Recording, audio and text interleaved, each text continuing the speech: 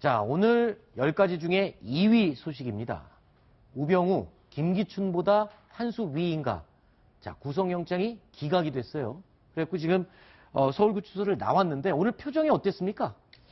오늘 새벽 1시에 이제 서울구치소에서 나오고 있는 모습. 지금 이 장면이죠.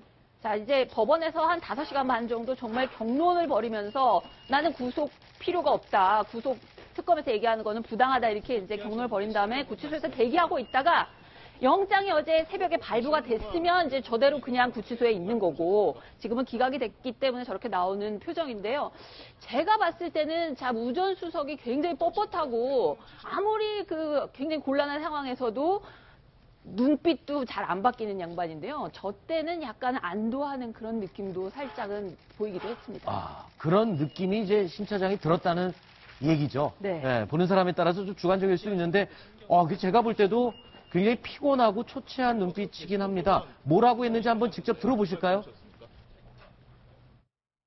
구속 피하셨는데 심경 한 말씀 해주시죠.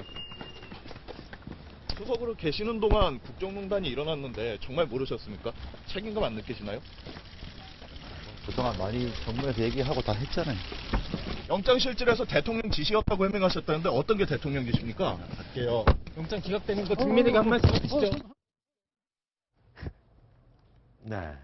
우병우 전 수석의 경우는 기자들과 인터뷰를 할 때 이 목을 절대 굽히지 않고 빳빳하게 세우고 걷는 모습, 그리고 곤란한 질문이 나왔을 때 레이즈를 쏜다고 그러죠. 한번 이렇게 쫙 응시하는 모습은 변함이 없는 것 같습니다. 근데 어떤 분은요, 그런 말씀도 하시더라고요. 이제까지 특검에 조사받으러 출석하고 영장실질조사 받으러 가는 사람들 중에서 우병우 전 수석이 가장 언론 프렌들리하다. 왠지 네. 아십니까? 아. 다른 사람들은 아예 대답을 안 하잖아요. 그렇죠. 근데 우병우 수석은 대답을 합니다. 네. 모른다니까요, 최순실. 네. 대답을 해주기 때문에 네. 가장 언론 프렌들리한 사람이 아니냐라는 우스갯소리, 웃지 못할 우스갯소리를 지금 이야기를 해주셨는데, 자, 본론으로 또 돌아가 보겠습니다. 심정숙 기자. 네. 자, 우병우 전 수석에 대한 구속영장 기각된 이유가 뭡니까? 그 사실 여러 가지 혐의가 추후에 계속 추가되기도 했지 않습니까? 네, 지금 우병우 수석 혐의가 3가지였습니다. 네. 지금 직권남용, 직무유기, 그다음에 위증 혐의 이 정도 3가지 크게 있었는데요. 네. 민정수석으로서 해야 될 일, 국정농단을 감시하고 해야 되는데 왜 최순실을 몰랐느냐 이 부분에 대한 직무유기. 그다음 직권남용은 당신이 민정수석밖에 안 되는데 어떻게 문체부 인사까지 관여를 하고 의무에 없는 일을 시키느냐. 네. 한마디로 직무에 있는 일을 안 해서 또는 네. 너무 많이 해서 네. 약간 모순되는 그런 혐의 2가지와 네. 그다음에 위증 혐의 이렇게 3가지가 기각의 사유가 됐는데요. 네. 자, 특히 이제 국정농단의 어떤 현장에 대해서 특검에서 이제 이야기한 게 있습니다. 뭐냐면 작년 10월 10일 국정조사 당시에 이제 국감이 한창일 때였는데 미르재단 문제가 막 불거지니까 안종범, 김성우 두 참모는 여기에 박 대통령이 굉장히 재단 설립에 관여를 했고 최순실이 깊숙이 개입해 있다 이런 얘기를 했는데 우병우 민정수석 같은 경우에는 그래도 박 대통령이나 최순실 직접 사적인 이득은 취한 거 없지 않느냐. 박 대통령 주머니로 한 푼도 들어가지 않느냐. 그렇게 하면서 이제 이거는 사과하지 않아도 된다. 최순실 존재 굳이 드러내지 않아도 된다. 이렇게 얘기를 했는데 그 부분에 대해서 특검에서는 지금 나오는 것처럼 이거는 이제 워낙 법을 잘 아는 법률 전문가라서 그런지 최순실 존재 지금 안 드러내셔도 됩니다 하면서 참모로서 건의를 했고 돈을 안 건드렸으면 앞으로도 문제될 게 없습니다. 이런 주장을 해서 어쨌든 지금까지 사태를 박 대통령을 굉장히 곤란하게 만든 그런 원인이 됐다. 이게 이제 특검의 주장인 겁니다. 네. 사실 김기춘 전 실장에 대한 별명이 법꾸라지였는데 실제 최고의 법꾸라지는 우병우 전 수석이 아니냐라는 이야기가 흘러나오고 있습니다. 자, 왜냐하면 김기춘 전 실장은 구속됐는데 우병우 전 수석은 구속영장이 기각됐거든요. 무슨 차이입니까? 직권남용이라는 얘기는 둘 다 똑같습니다. 그러니까 저게 이제 김기춘 전 실장이랑 우병우 전 수석이 어떤 법꾸라지의 어떤 능력차 이런 문제가 아니라 네. 아마 두 사람이 위치를 바꿔서 똑같을 거예요. 그러니까 사실관계 달라서 그런 건데 김기춘 전 실장의 직권남용 해서는 안 될 일을 시켰다 이거 아니겠습니까? 네. 둘 다 직권남용 그렇죠. 똑같은데요. 네. 근데 블랙리스트 만든 건 이거는 사실은 관련자의 증언이 워낙 많았어요. 증언이 많았다. 네, 증언이 결정적인 워낙 증언. 정언이 많고 네. 그 보고 라인에 있는 신동철 전 정무비서관, 그 다음에 누구죠? 정관주 문체부 차관, 네. 이런 이 실무 라인들 전부 다 이제 다 들어갔거든요. 네. 그러니까 사실은 관련자 증언들이 너무 많아서 빼도 박도 못하는 상황이 왔던 거고. 그래서 구속이 예. 된 거고요. 예, 그래서 저도 김주준 전 실장에 대해서 영장이 발부될 거다 이렇게 말씀을 드렸던 거고. 네. 우병호 전 수석 같은 얘기는 좀 달라요. 그 왜 그러냐면 직권남용 인사 개입인 건데 네. 민정수석이 뭐 하는 거죠? 인사에 공직자 인사하는 관여를 거거든요. 하죠. 그러니까 우병호 전 내가 하는 일이야. 네.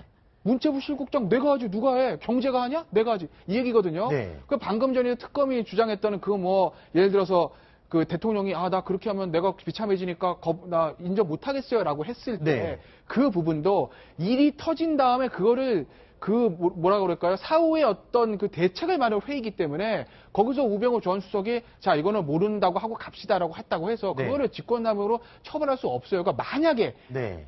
초기부터 우병우 전 수석이 알고도 이것들 다 묵인하고 그랬다면 모를까 네. 그 얘기인 것이고 그렇군요. 예 직무기 같은 경우에 이제 측근 비리 묵인 이건데 우병우 전 수석이 청문회에 나와서 뭐라고 그랬습니까?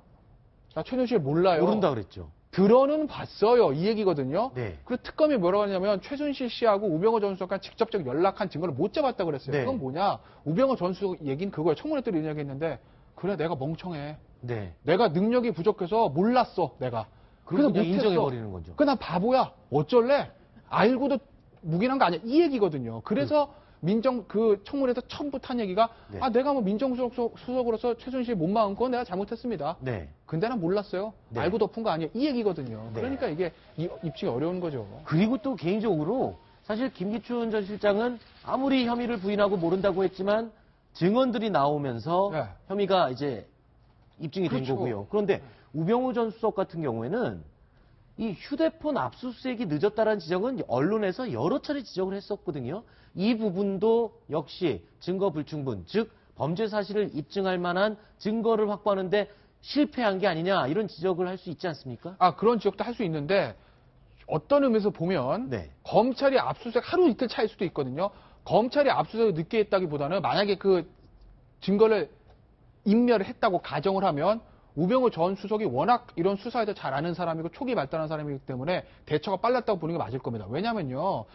이게 대부분의 경우에는 은밀히 내사를 하고서는 전격적 압수수색 딱 하고 증거 잡아가지고 피의자 선오고 영장 치고 이렇게 합니다. 네. 근데 이건 게이트잖아요. 네. 언론에서 먼저 뻥 터진 거 아닙니까? 네. 그러니까 검찰이 늦을 수밖에 없어요. 네. 단 그게 하루로도. 네. 그렇기 때문에 우병우 전 수석이 워낙 거기에 대한 대응을 저는 잘했다라고 네. 보는 것이 될 알겠습니다. 것 같습니다. 그렇군요. 자, 그러면 이 두 분의 생각이 궁금합니다. 일단 이 검찰 입장에서는 구속영장이 지금 기각이 됐으니까 다시 또 수사를 보완을 해서 다시 영장을 청구를 할 것으로 예상이 되는데 어떤 부분을 보완해서 어떻게 준비를 해야 되는지 그 생각을 한번 들어볼게요. 김태현 변호사님의 생각을 먼저 들어볼까요? 예, 저 같은 경우 이제 롯데 관련된 거를 좀 수사를 했으면 좋겠는데, 예를 들면 이제 그 얘기 나오지 않았습니까? 롯데가 돈을 최순실 씨가 냈다가 압수수색 전날 돌려줬다는 겁니다. 네. 그러니까 뭔가 정보를 안 게 아니겠어요? 최순실 씨가요. 압수수색 전날 돌려줬다는 거예요. 그럼 최순실 씨 입장에서 봤을 때 뭔가 압수수색이 나왔다는 걸 알 수 있지 않았을까? 과연 이거 어떻게 알았을까? 네. 김경진 의원 표현대로 말하면 누가 알려줬을까? 어떻게 알았을까? 이거 아니겠습니까? 갑자기 쓸까요? 네, 그러니까요. 궁금하지 않습니까? 어떻게 네. 알아요, 그거를? 그렇기 때문에 거기에 혹시 이 우병우 전 수석이 관여되어 있지 않았을까라는 그런 의혹들, 네. 그 부분에 대해서 한 번 더 특검에서 조사를 해봤으면 어떨까 하는 생각을 해봤습니다. 알겠습니다. 심성주 차장. 저도 비슷한 맥락인데요. 그렇게 하면서 이제 그 검찰 수사나 이런 특검 수사에서 제일 중요한 게 관련자 증언 아닙니까? 증언. 네. 그래서 그 조금 전에 말씀하신 롯데 건을 하려면 검찰이나 사정당국, 다시 말해서 우병우의 한 식구, 특검의 한 식구인 검찰이나 법무부 관계자들을 좀 더 특검이 강도 높게 조사하지 않으면 유력한 어떤 증언이라든지 진술 이런 것들을 확보하기 어렵다고 생각을 합니다. 그래서 제 식구인 특검 박영수 그 특검도 마찬가지로 다 검찰 출신인데요. 제 식구들에 대한 좀 강도 높은 조사가 필요하다고 생각합니다. 그렇군요. 자, 이 관련 우병우 전 수석에 대한 구속영장 기각, 그리고 그 입장, 특검의 입장 이야기를 좀 나눠봤는데요. 다음 순위가 또 남았습니다. 좀 숨가쁘게 진행을 해보겠습니다. 다음 순위 확인하겠습니다.